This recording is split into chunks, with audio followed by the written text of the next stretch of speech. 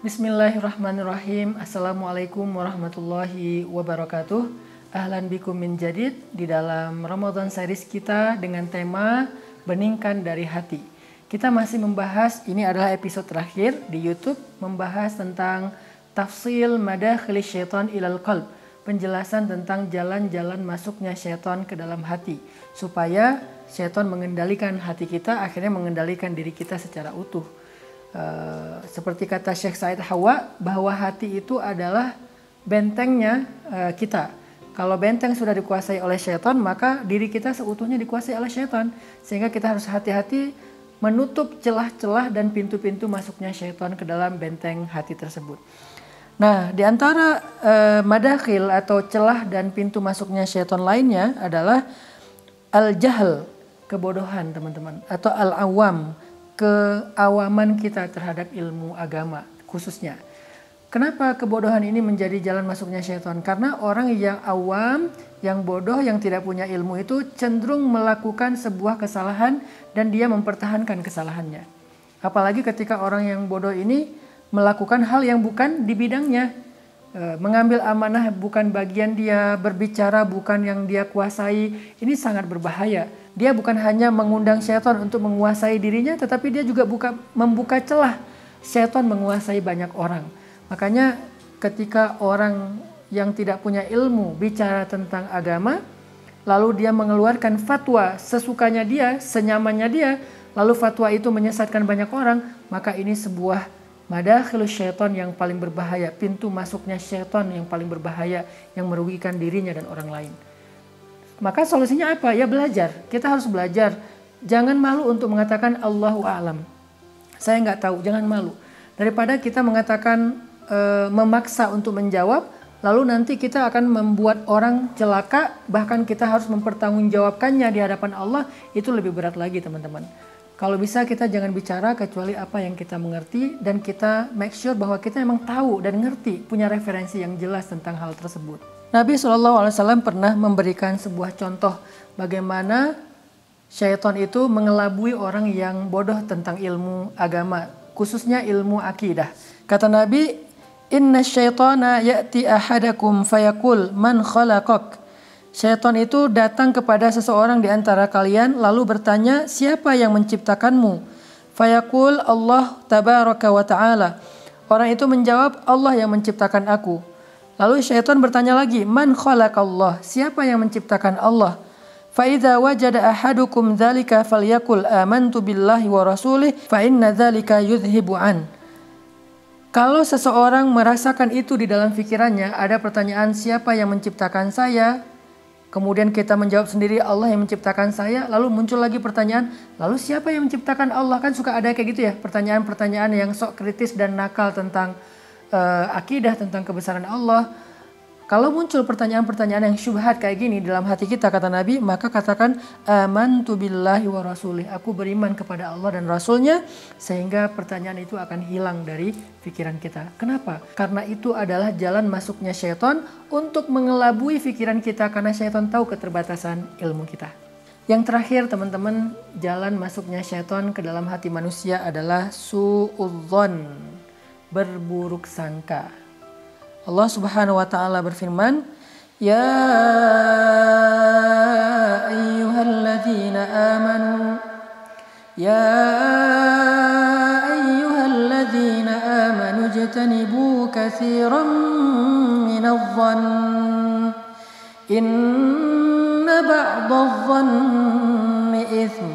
Wahai orang yang beriman, jauhilah sebagian besar dari persangkaan, karena sesungguhnya sebagian dari prasangka itu adalah dosa. Surat Al-Hujurat ayat 12.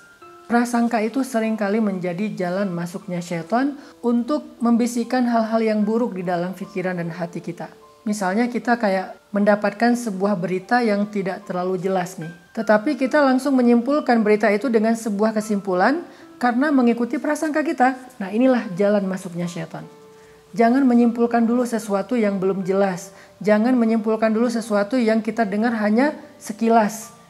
cross check dulu, tabayyun dulu. Makanya Allah mengatakan fatabayyanu, cari tahu dulu kebenarannya, kejelasan beritanya, sehingga kita tidak terjebak ke dalam prasangka. Apalagi kalau prasangkanya salah. Benar aja kadang-kadang dosa, apalagi salah. Itu akan membuat kita akhirnya menyebarkan fitnah, menyebarkan hoax. Maka solusinya adalah cari tahu kebenaran secara lebih kritis. Milikilah kemampuan analytical thinking atau berpikir secara analisis supaya kita menganalisa informasi. Ini benar nggak ya? Ini benar nggak ya? Compare, bikin perbandingan antara satu sumber dengan sumber yang lain sehingga kita tidak terbawa arus. Apalagi sekarang kita mudah sekali mendapatkan berita dan informasi di sosial media. Bahkan banyak dari kita yang kadang-kadang ketika dapat sebuah posting, ada kecelakaan misalnya ya, ada tawuran, ada apa gitu ya, viral. Si yang punya akunnya tuh nggak ngejelasin gitu secara lebih jelas di captionnya, ini di mana kejadiannya, kronologisnya kayak gimana, nggak jelasin. Akhirnya kita mencari beritanya di mana? Di komen. Kita lihat komen-komen orang. Kayak misalnya yang paling gampang gini sih, ada film, adegan film bagus gitu kan. Kita kan penasaran itu film apa sih? Cari judul filmnya di mana? Di komen. Oh ternyata ini film A, film B, dan seterusnya. Gitu juga dengan berita. Nah karena saking mudahnya kita mendapatkan informasi tapi referensinya nggak jelas, maka kita harus lebih analytical thinking, lebih menganalisa lagi dalam menalar sebuah berita. Nggak boleh sembarangan kita menerima. Apalagi berita politik, berita yang sifatnya sosial, sehingga kita akhirnya mudah menyimpulkan lewat prasangka kita. Wah dasar suaminya jahat ninggalin istrinya, dasar istrinya selingkuh, dasar pemerintah begini, dasar ulama begitu, dan seterusnya.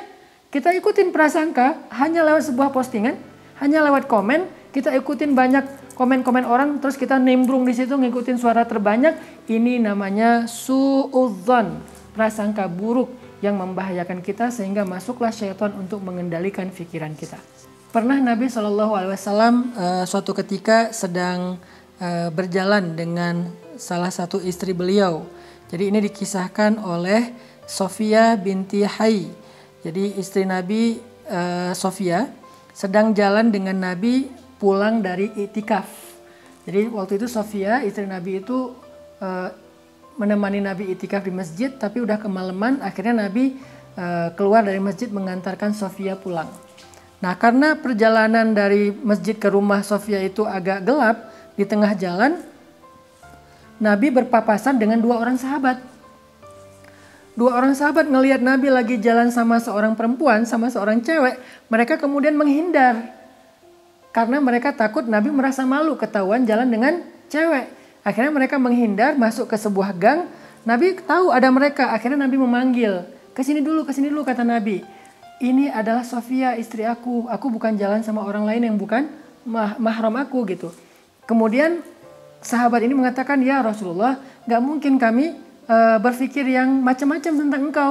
Maka Nabi SAW kemudian menjawab, inna syaitana yajri min ibni Adam majrad dam minal jasad.